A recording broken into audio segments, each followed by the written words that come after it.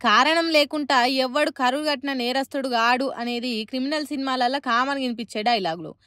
అదే అయింది ఇమ్మడి రవి జీవితంలో కూడా. అపరిచితుడు సినిమాలో రాము తీరుగా అమాయకంగా ఉన్న ఇమ్మడి రవిని రెమో లెక్క భార్య వేస్తే అపరిచితుడు తీరుగా అత్త చేసిందట. అవును, 2016లో ఓ బుజ్జిని ప్రేమించి పెళ్లి చేసుకున్నాడట. ఏదో చిన్న ఉద్యోగం చేసుకుంటా కాలం గడుపుతున్నాడట. కానీ భార్యకు అత్తకు పైసల మీద ఆశ ఎక్కువ ఉన్నదో ఏమో.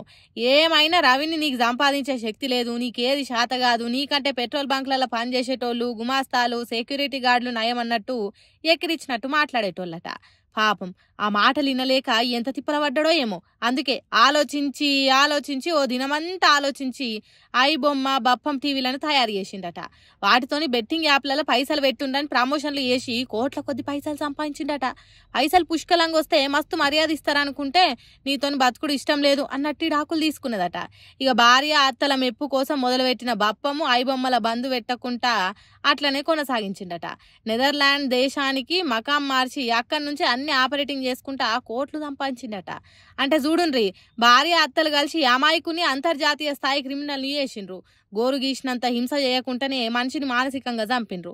ఎంత గొప్ప భార్యమని అంతకంటే ఎక్కువ గొప్ప అత్త. అబ్బా, మీ టార్చర్లకు జోహార్లు అని అంటున్నారట ఇన్ని రోజులు ఐబొమ్మల సినిమాలు చూసిన జనము.